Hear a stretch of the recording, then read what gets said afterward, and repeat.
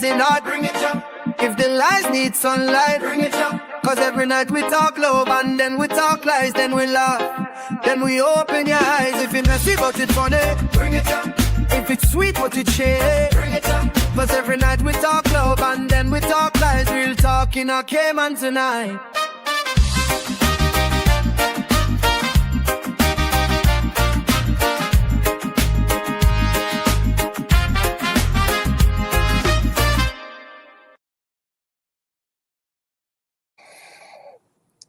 Good evening once again, Cayman. You're tuned into Real Talk, Love and Lies, the late night space where we put love, lies, and all the messy in between on the table. I'm your host, Alfred, and my other co-hosts are you, the listeners.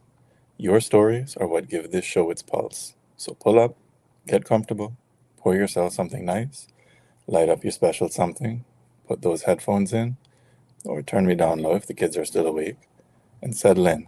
We're just getting started. If you want to keep the conversation going after the show, you can scan the QR codes on the screen.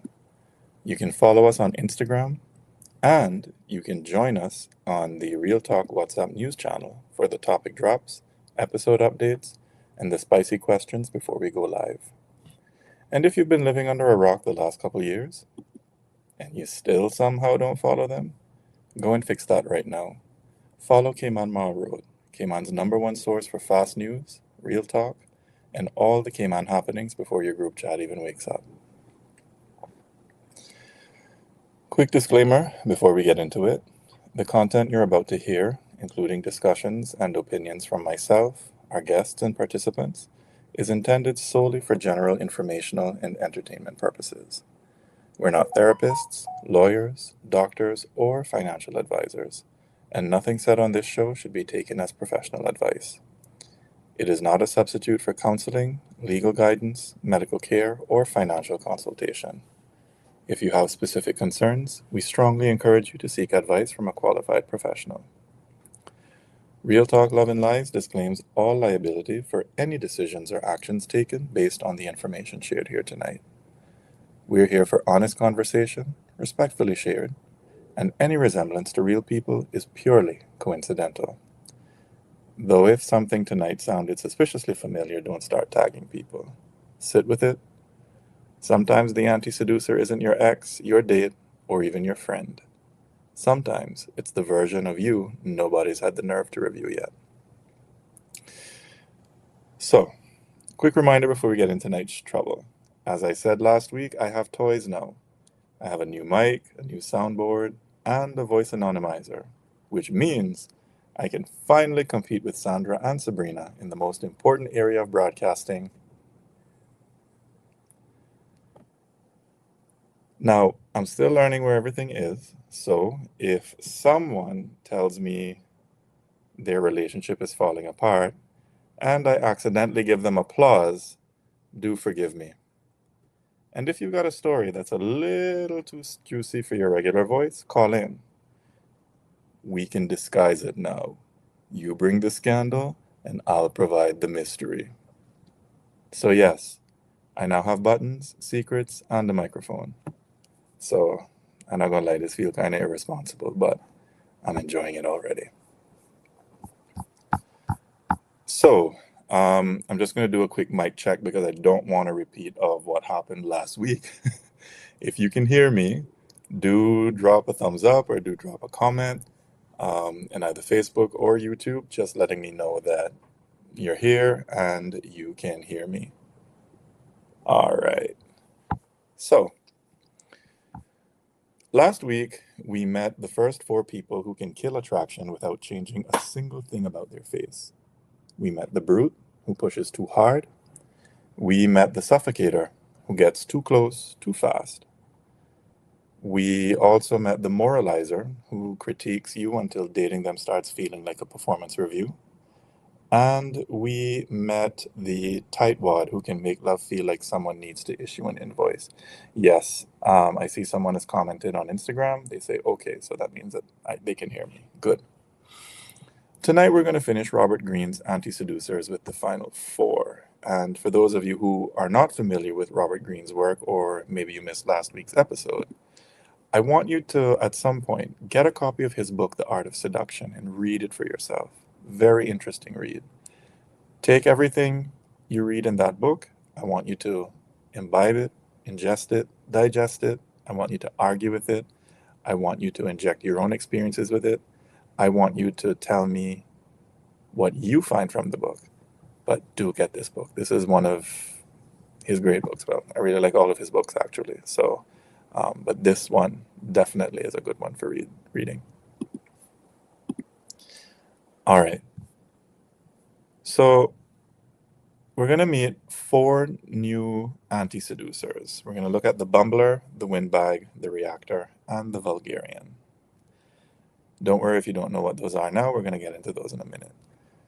But in his book, Greene puts a lot of this down to insecurity. All of the anti-seducers. And sometimes fair enough. But tonight, I want us to keep doing what we did before and look a little wider. Awkwardness can come from self-consciousness too, not just insecurity. Talking too much can be nerves or just plain self-absorption. Overreacting can come from shame or poor emotional regulation. Sometimes it comes from old wounds or simply never learning how to let a small thing stay small. And being vulgar, sometimes somebody just has no home training. So while we have some fun with these types tonight, I don't want you to spend the whole hour looking for your ex. Check yourself too. Because the dangerous thing about anti-seducers is that most of us probably have a little bit of one hiding somewhere. And attraction is funny like that. Sometimes you don't stop wanting someone because they stop looking good. You stop wanting them because every conversation became exhausting, or every joke became dangerous, or every silence got filled, or every private detail became public information. So tonight we're asking the central question: what makes someone get less attractive the longer you're around them? And which one of these 4, or which one of these final 4, has you thinking right now, I know exactly who that is? All right, so we have user unknown 12883 says, hey Alfred. Hi user. Thank you for tuning in. We're going to move on to the first of our final 4 anti-seducers tonight. And that one is the bumbler. So the bumbler is Greene's version of the person who is so busy watching themselves perform the interaction that they stop actually participating in it. So they're thinking things like, did that joke land? Well, was that stupid? Where do I put my hands? Oh, am I talking too much? Should I kiss them now? Why did they look away? Did I just make this weird? And because they're visibly uncomfortable, you may start becoming uncomfortable too. Now you're thinking, am I making them nervous? Should I fill the silence? Was I supposed to laugh at that? Do they want me to kiss them? Why does this suddenly feel like a job interview? That's the contagious quality Greene is talking about with the bumbler. You see, with attraction often benefits from a certain amount of ease. Someone doesn't have to be James Bond. Let me be very clear. You can have someone who is shy, who is quirky, who is awkward, whatever. But ideally, there comes a point where both people stop monitoring themselves and actually enjoy what's happening. But the bumbler never quite gets there. So you're on a date and they say, oh, I'm sorry, I'm terrible at dates. And then 5 minutes later, oh, I'm probably talking too much. Then, was that weird? Then, oh, you're very quiet. Did I say something wrong? Then, God, I'm making this awkward, aren't I? And, at some point you weren't uncomfortable, but now you are. And there's something very perceptive in Greene's idea that excessive self-consciousness can actually look like attentiveness when it isn't. Someone seems incredibly affected by your presence. They're blushing, they're stumbling over their words, they're nervous, and you might initially think, wow, I really have an effect on this person. And you probably do. But Greene's distinction is that their attention may not actually be on you. It's on themselves in relation to you. How am I doing? That's very different from what is this person actually like? Or what are they enjoying? Or what are they telling me? Or how are they responding? And you can see this sexually too. Now, imagine someone who keeps interrupting intimacy to ask, well, is that okay? Was that good? Um, do you like this? Am I doing it right? Are you sure? And obviously, checking consent and communicating about pleasure are good things. But there's a difference between communication and turning your partner into an examiner who has to grade your performance every 30 seconds. Suddenly, they're no longer enjoying themselves either. They're reassuring you. And that's probably the most useful modern interpretation of the bumbler. Self consciousness becomes anti seductive when the other person has to start managing it. But I think Greene is unnecessarily cruel to this type. His line that if someone is still awkward past a certain age, they're probably hopeless, I believe it's nonsense, to be honest. People can become more socially confident as they age. Someone might have had very little dating experience, or they might be newly single after a 20-year marriage. They may have been bullied. They might be someone who's naturally shy. They might be neurodivergent. They might simply really like you and be unusually nervous around you. None of that means that they're incapable of thinking about anyone but themselves. And awkwardness itself can actually be very attractive. Someone fumbling a compliment because they genuinely fancy you can be adorable. Or someone laughing nervously after trying to flirt can be endearing. Sometimes the polished person who knows exactly what to say is less attractive because you start wondering how many people have heard this routine before. So, a little awkwardness can communicate sincerity, and therefore I wouldn't say that awkward equals anti seductive. I'd say the problem is chronic self monitoring. But there's another part of Greene's argument I challenge much more strongly. He says the seductive weapon is boldness because you should be refusing the target the time to stop and think. I disagree with him here.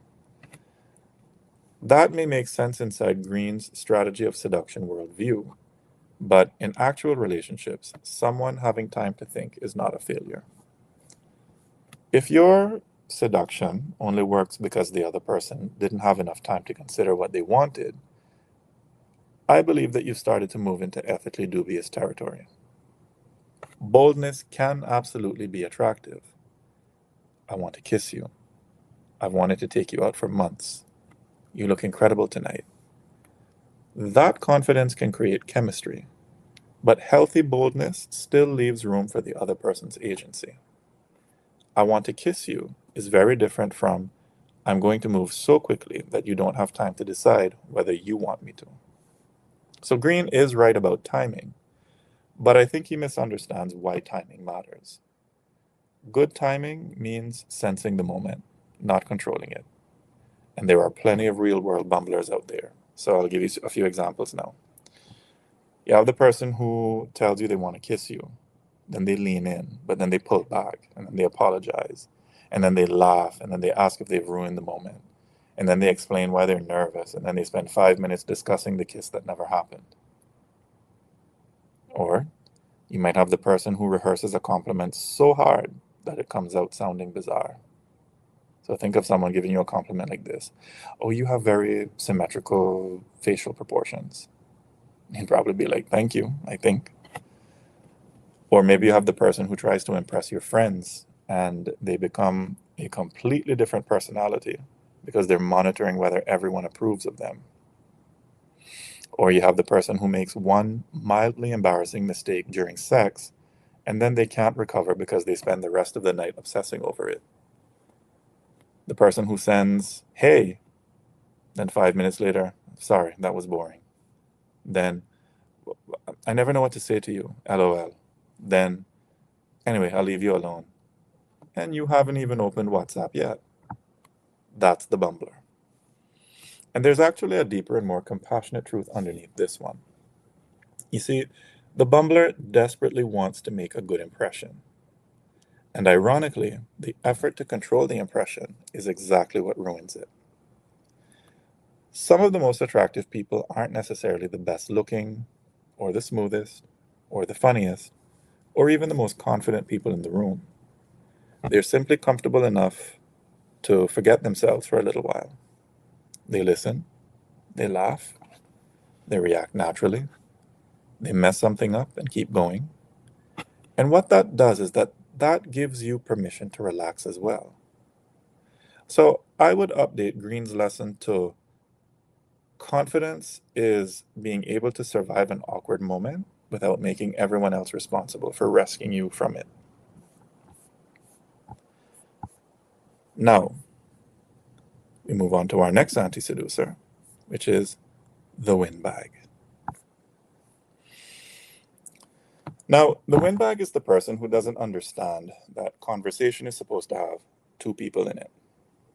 They talk and they talk, and somehow every road leads right back to them.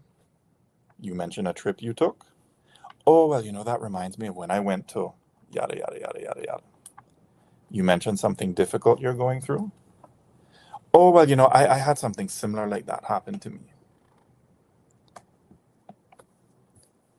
You start telling a story, and then halfway through they interrupt because your story has reminded them of a better story. And before long, you realize something. They're not really listening to you. What they are is they're waiting for an opening.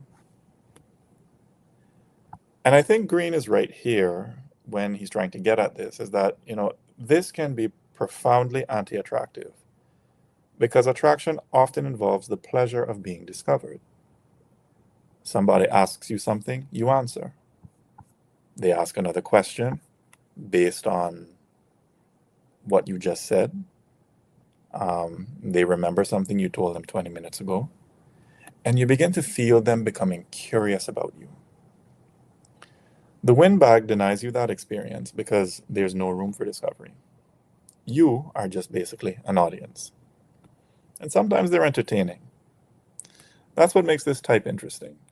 You can have a windbag who is funny and charismatic and intelligent and full of great stories, and everyone at the dinner table loves them.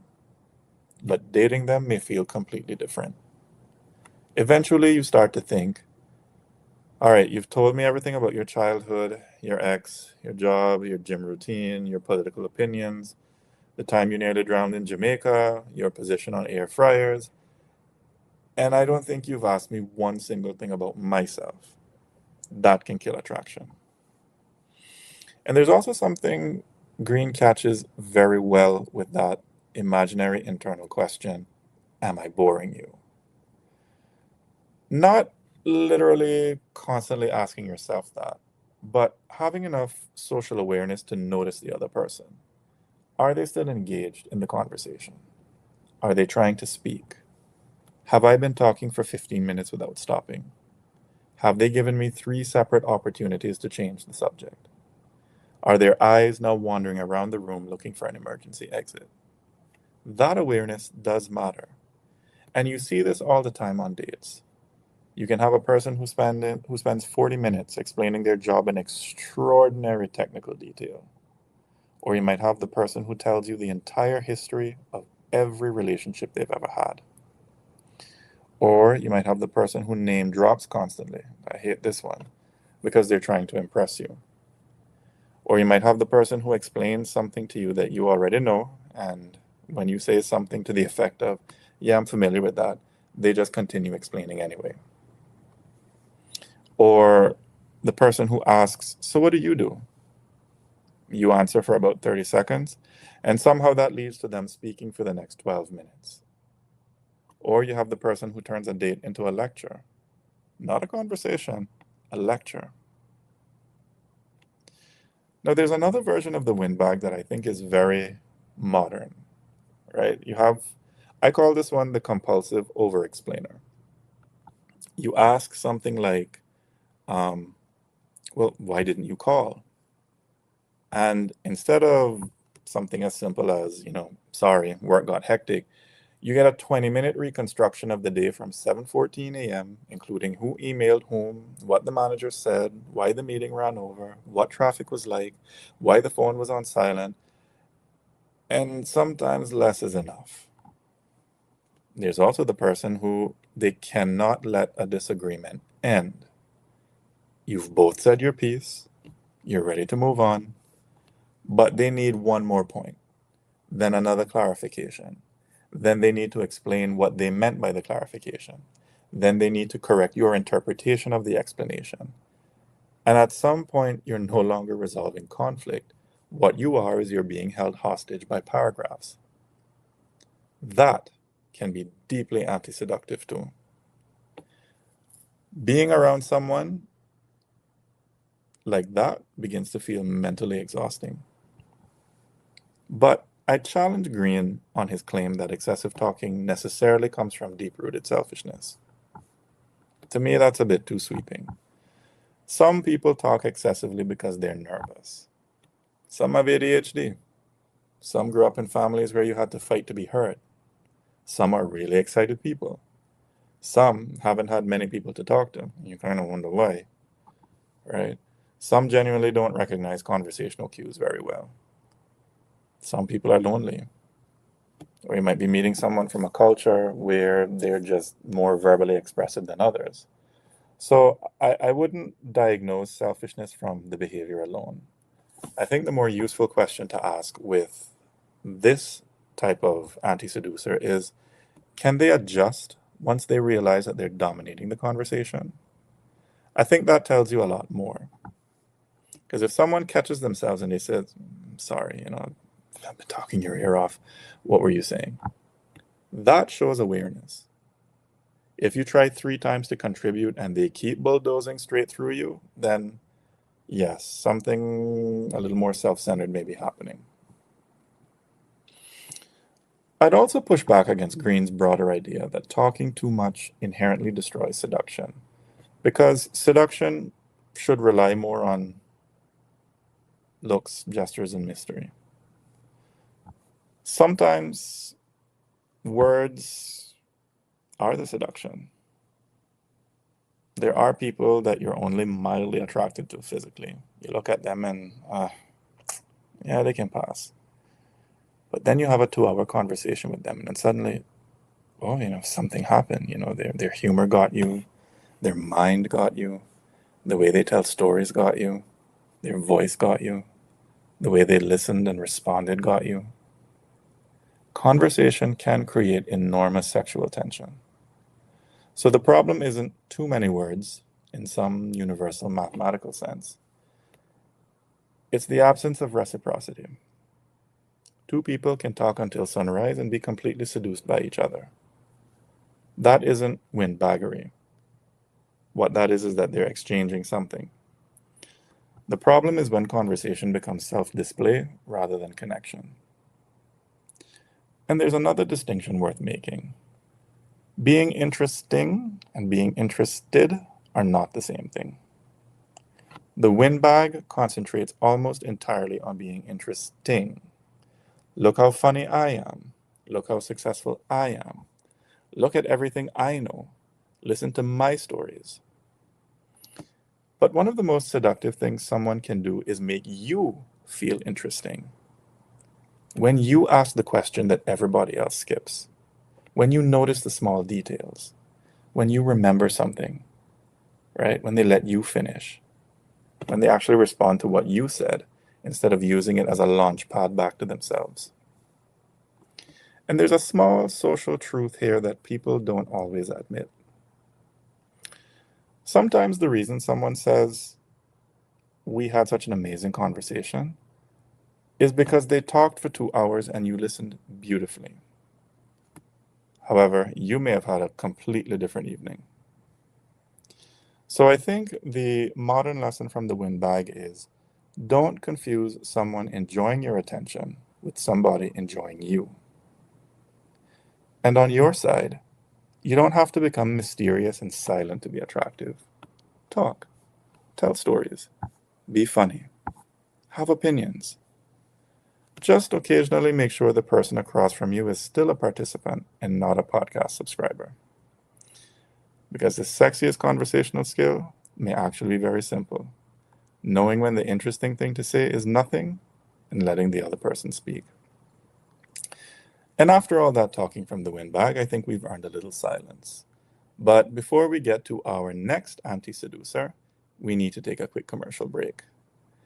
Because sometimes the problem isn't that you're attracting the wrong person. Sometimes you keep going back. You blocked the number, then you unblocked it. You said never again. Then somehow you're at their house at 1:17 in the morning. You know they're toxic. Your friends know they're toxic. And at this point, even the gas station attendant knows that they're toxic. And that's why tonight's break is brought to you by Pumzempic, helping men lower their toxic pum-pum intake one block number at a time. We'll be right back. Are you addicted to toxic women? Do you keep saying, she's different, while everybody else can see she isn't? Introducing Pumzempic, the once-weekly treatment for men who need help reducing their appetite for toxic pum-pum. Pumzempic may be right for men experiencing chronic symptoms like ignoring red flags for good sex, confusing jealousy with passion, and answering that midnight call you already know you shouldn't answer. In studies conducted at barbershops, group chats, and outside rupas at 2 in the morning, men taking Pumzempic reported a significant reduction in toxic pum-pum addiction. Side effects may include sudden clarity, blocked numbers, improved sleep, restored friendships, reduced tolerance for fuckery, unexplained peace, money remaining in your bank account, and the occasional relapse after 3 rum punches. Do not take Pumzempic if you are allergic to boundaries or currently believe, I can fix her. Pumzempic does not protect against love bombing, late night, come over texts, fake emergencies, suspicious male best friends, or the phrase, I just want to talk. If you experience an uncontrollable urge to text I miss you after midnight, contact your brethren immediately. So before you go back for the 6th time because the connection different, ask your brethren if Pumzempic is right for you. Pumzempic, lowering toxic pum-pum intake one block number at a time.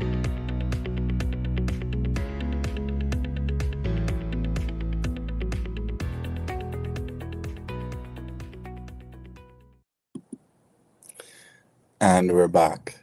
So I see some comments coming in. I want to address some of them. We have Kman2010 who says, good night, good topic. Thank you very much, Kman2010.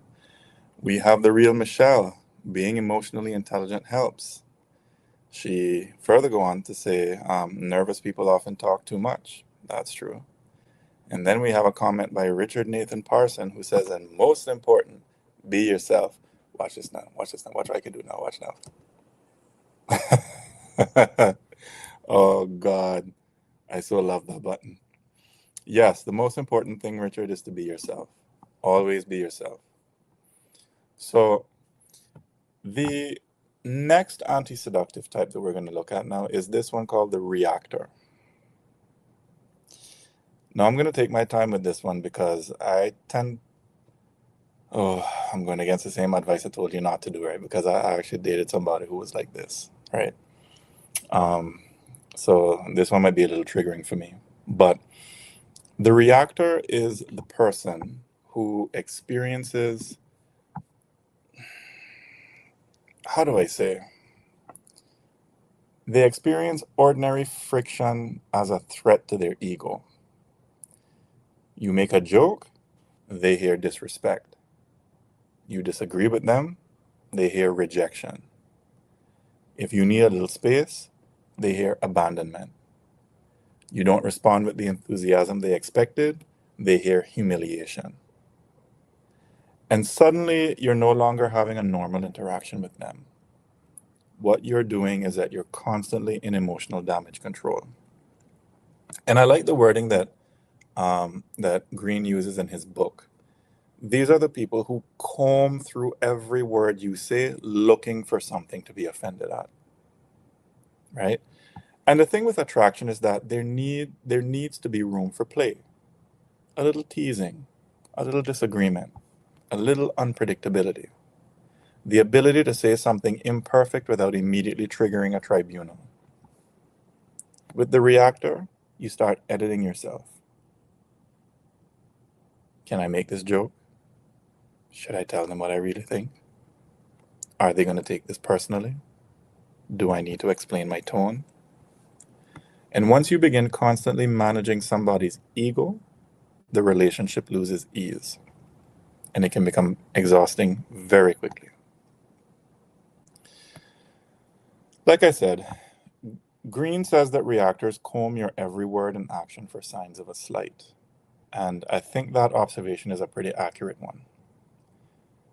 When you say something like, I'm tired tonight, I think I'm going to go home early, instead of hearing, I'm tired, they hear, oh, you don't enjoy being around me. You might say, oh, that shirt isn't my favorite. They hear, oh, well, you're saying I'm unattractive. You think I'm unattractive. Let's say you're at a quiet dinner together. Now you're quiet at the dinner. Now they start thinking, well, what did I do? Then you've been acting weird all night. And now you have to defend yourself against a conflict you didn't even know existed. There's also the reactor who keeps score. You made a joke about them 3 months, 17 days, and 5 hours ago, and they remember it. You forget to call once, and they remember exactly what day it happened. God forbid you praise someone else in front of them, because they'll file that away. Or if you didn't invite them somewhere, that's evidence. Everything accumulates. And eventually the relationship develops this strange courtroom quality where ordinary mistakes become exhibits. And that is deeply anti-seductive because affection starts getting replaced by vigilance. There's another version of the reactor that shows up during disagreements. You say, I didn't like how you spoke to me earlier. They immediately respond with, oh, so now I'm a terrible person. That's a reactor move. You try to discuss one behavior, and they turn it into a global attack on their identity. Now, instead of addressing what happened, you end up somehow reassuring them. No, I didn't say you were terrible. And then your original concern disappears. Or you might say, I need a little more effort from you. And they respond, nothing I do is ever good enough for you. Again, the conversation gets swallowed by their wounded ego. And I think this is one of the clearest ways the reactor can kill attraction. Eventually, you stop bringing things up. Not because everything is fine, but because the emotional cost of mentioning anything becomes too high. And once honest communication starts feeling dangerous, intimacy begins to shrink. Now, Greene's point about joking at someone's expense is interesting, but I wouldn't use it as a clean test. Someone not enjoying being teased doesn't automatically mean they're insecure or humorless. People have different boundaries. Some jokes really are disrespectful. Some people grew up being mocked and they don't find humiliation funny. And there's a huge difference between you always burn the toast, so you're banned from breakfast duty, and making somebody the punchline in front of a room full of people about something they're genuinely sensitive about. I've seen this happen in a lot of interactions, especially with women sort of making jokes about their men in public. There's a culture of that. There's a, I don't know, it's something that I find very disturbing about that, but that's going to be another episode. So I think the better test is, can you tolerate small moments of discomfort without immediately turning them into evidence that I don't respect you or love you? I think that's more useful. And I'd also challenge Greene's idea that whining and complaining are inherently anti-seductive. Constant whining? Yeah, absolutely draining. But people are allowed to complain. People have bad days. A partner should be able to say, that hurt my feelings. Or, I didn't like that. Or, I'm annoyed. Right? That's called communication. The problem is when every discomfort becomes a crisis of self-worth. And I think this distinction matters. Sensitivity is not the same thing as reactivity. A sensitive person might notice a tone change and they say, hey, did something happen? A reactor might say, I knew it, you're pulling away. A sensitive person might feel hurt by a joke, but a reactor retaliates. A sensitive person might need reassurance. A reactor demands it, and they will punish you if they don't get enough. And there's something Greene misses here too. Sometimes what looks like reactivity is actually the result of the relationship itself. If someone has repeatedly lied and withdrawn affection and cheated and disappeared on you or used silence as punishment, then their partner may become hyper alert to changes in behavior. And that doesn't automatically mean the partner has some defective ego. Sometimes vigilance develops because the relationship has taught them that ambiguity is dangerous. So context does matter here. That's why I'd be careful with labeling someone a reactor too quickly. Instead, ask, are they reacting disproportionately to ordinary things? Or are they responding to a pattern that genuinely gives them reason to be wary? There's a big difference. There's also the modern social media version of this. You don't like their post? Interesting. You view their story but don't reply? Okay. You post a photo with somebody else? Now there's a vague quote on their story about fake people. You take 3 hours to respond, and they take 6 hours deliberately because now we're apparently conducting military operations. That's reactor territory. And in a small social environment, it can become even worse because the wounded ego doesn't stay private. Now friends hear about it. WhatsApp groups hear about it. Somebody's cousin knows. By Saturday night, an argument that started because you didn't reply to a message has somehow developed a supporting cast. That will definitely kill attraction. Nothing feels sexy about knowing every minor misunderstanding may become community information. I think the deeper thing Greene is identifying is fragile self-esteem disguised as aggression or grievance. The reactor often seems angry, but underneath the anger is frequently, did you just make me feel unimportant? Or did you just embarrass me? Or do you still want me? Or am I losing status with you? And instead of saying that vulnerably, they attack. Now, that doesn't excuse the behavior, but it certainly explains why the reaction can seem so much larger than the event. And again, I'd soften Greene's assumption that all of this is simply vanity. Sometimes it is. Sometimes it's fear, or shame, or previous betrayal, or insecurity. Sometimes somebody genuinely hasn't learned how to regulate strong emotions. The source may vary, but the effect, though, is often the same. You begin walking on eggshells, and walking on eggshells is rarely sexy. So I think the strongest modern version of the reactor is this. Attraction struggles when every small discomfort becomes an emotional emergency. You don't have to be impossible to offend. I'm not saying that. You don't have to laugh at every joke. And you don't have to pretend that nothing hurts you. But there has to be enough emotional sturdiness in a relationship for both people to make mistakes, to disagree, to tease each other occasionally, to ask for space, and survive a bruised ego without turning every bruise into a battle. Because eventually, if someone has to handle you like glass, they may stop wanting to touch you at all.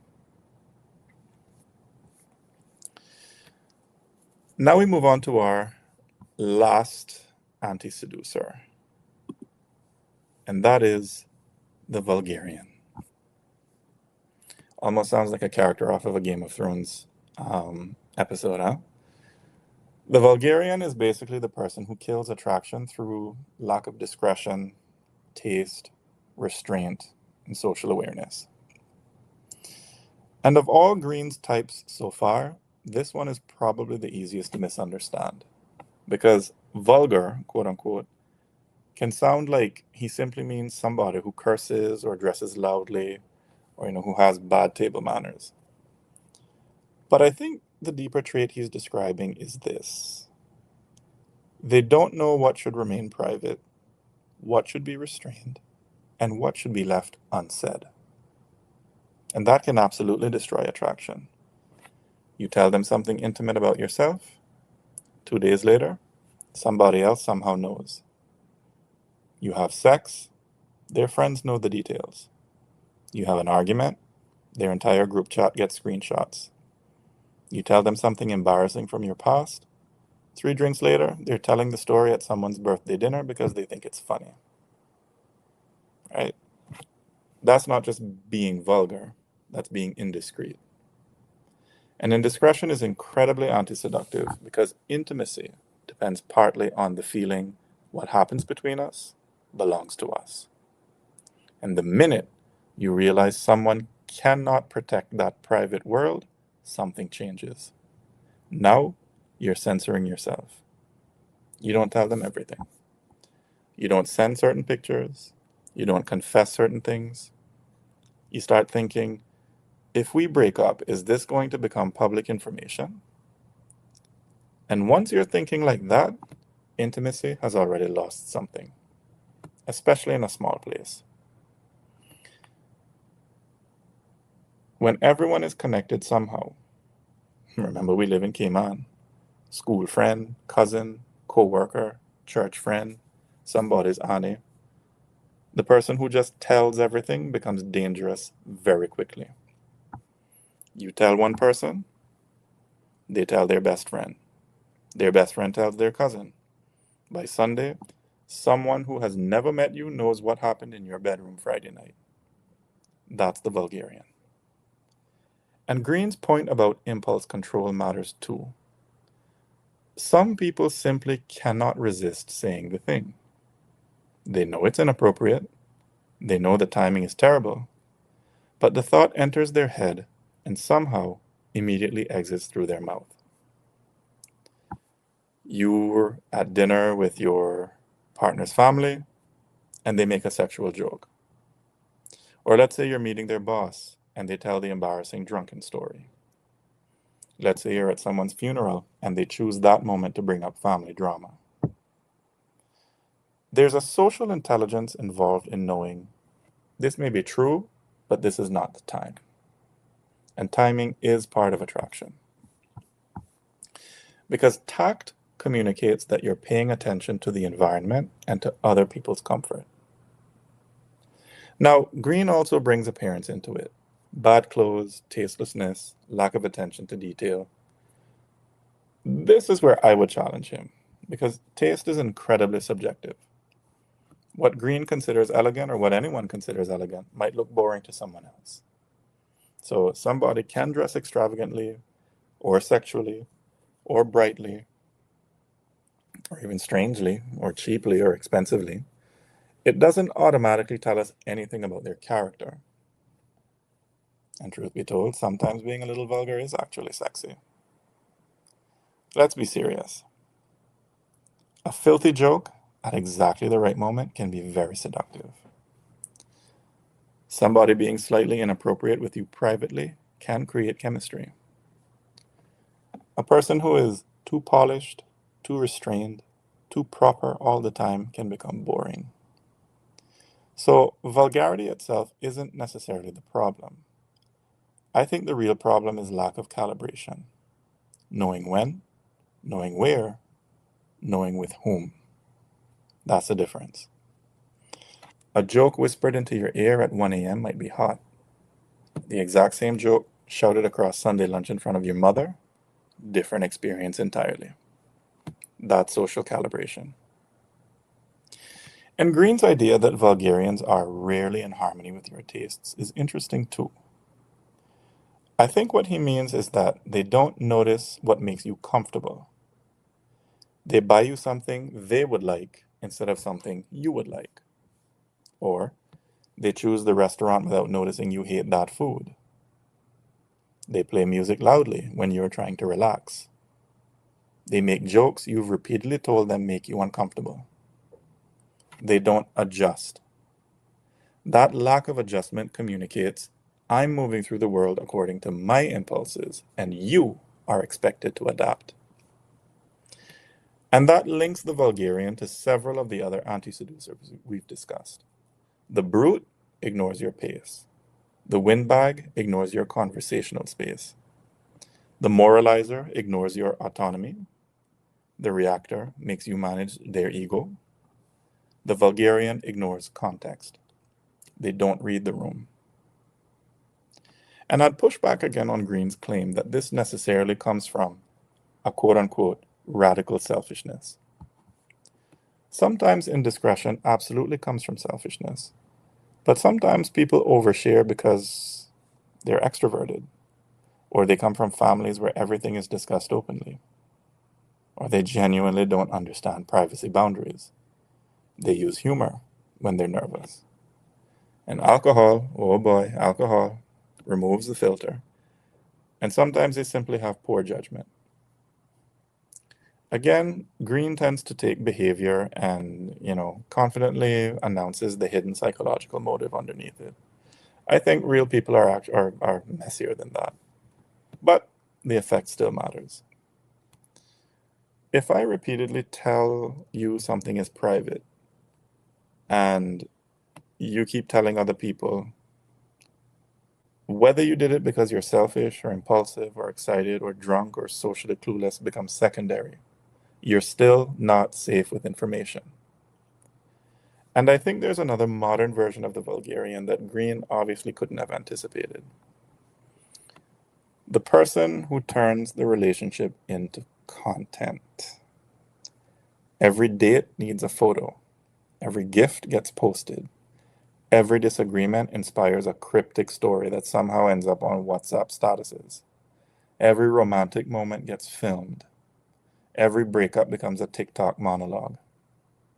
Somebody does something sweet for you, and before you've even properly experienced it, you're arranging the lighting. There's nothing inherently wrong with sharing your relationship online, but there can come a point where you start wondering, was this moment for me, or was it for the audience? And that can become anti-seductive because private intimacy needs some spaces where nobody is watching. There's also the sexually vulgar version. And again, sexual openness isn't the issue. Two adults can talk as explicitly as they want. But imagine someone describing previous partners in graphic detail when you haven't even asked them. Comparing your body to an ex, discussing your sex life with friends, showing someone intimate photos that you sent them, making sexual comments about you in front of people. That can make someone feel exposed rather than desired. And exposure is almost the opposite of seduction. Seduction says there's something between us. Vulgarity, without discretion, says nothing between us is sacred.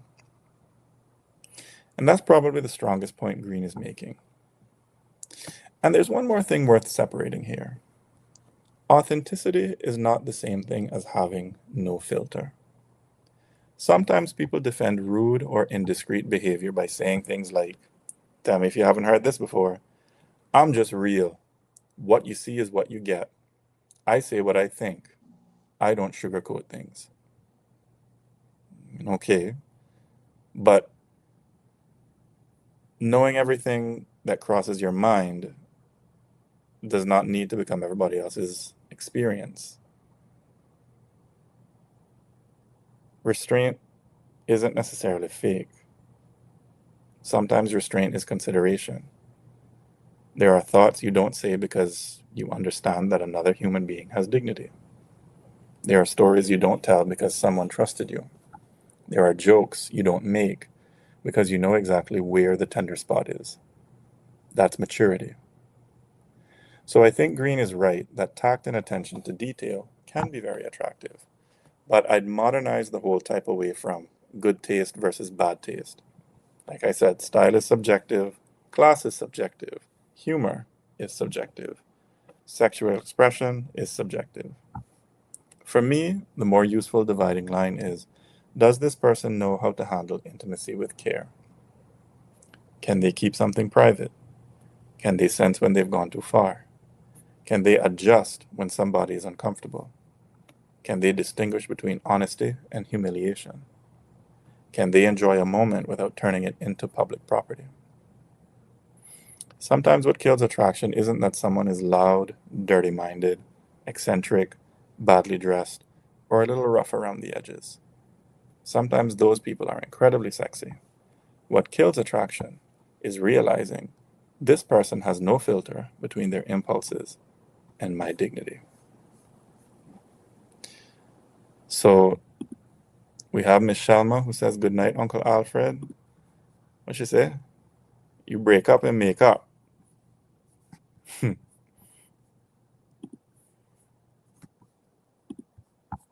All right. So drawing this episode to a close because I'm conscious of time. After 2 episodes, 8 anti-seducers, and probably several people quietly realizing, damn, I might have done that. What actually connects all of them? We have the brute who pushes, the suffocator who crowds, the moralizer who corrects, the tightwad who withholds, the bumbler who gets trapped inside themselves, the windbag who forgets that there's another person in the conversation, the reactor that makes everything about the wound to their ego, and the vulgarian who forgets that discretion, timing, and consideration actually matter. These are different behaviors, different personalities, different reasons behind them, but there's one thread running through almost all of them. You stop paying attention to what it feels like to be with you. That, to me, is where Greene's idea becomes really useful. Seduction, attraction, chemistry, whatever word you want to use, it requires some awareness of the other person. Can I read the room? Can I notice when you're uncomfortable? Can I tolerate you having needs, boundaries, opinions, and a pace that doesn't perfectly match mine? Can I listen without immediately bringing everything back to myself? Can I disagree without trying to redesign you? Can I want you without making my wanting your responsibility? Attraction is very sensitive to how someone makes us feel in their presence. You can be gorgeous and exhausting. You can be sexy and selfish. You can be funny and indiscreet. You can be successful and emotionally unbearable. And sooner or later, the experience of you starts competing with the appearance of you. And experience usually wins. But here's the good part. These anti-seducers don't have to become permanent identities. You're not sentenced to being the reactor because you overreacted. And you're not doomed to be the suffocator because you've struggled with giving someone space. Maybe you've talked too much. Maybe you've pushed. Maybe you've kept score. Maybe you've judged someone you claim to love. Fine. The question is what you do once you notice it. Self-awareness is sexy too. Learning to apologize is sexy. Being able to laugh at yourself is sexy. Listening is sexy. Generosity is sexy. Giving someone enough room to choose you freely, very sexy. So maybe the point of Robert Greene's Anti-Seducers isn't to give us 8 new labels to throw at people we don't like. Maybe it gives us 8 mirrors. And every now and then, one of those mirrors is going to show us something we could clean up. So take the lesson, leave the label, and pay attention to the experience you create around people. Becoming more attractive has absolutely nothing to do with changing your face, your body, your clothes, or your bank account. Well, sometimes. Sometimes you just have to become a little easier to love, a little safer to desire, and a lot more pleasant to be around. And with that said, bring another episode of Real Talk, Love, and Lies to a close. I'm your host, Alfred. Until next week, take care, K-Man. Cause real love steady, it don't need show. It move like reggae bassline, nice and slow. Real talk, love and lies. You see through all them disguise. Truth come first, we no compromise. Open your eyes, open your eyes. From Gateman Shore to City Lights. Real talk, love and we talk lies. Hold your heart, protect your vibes. It's real talk tonight.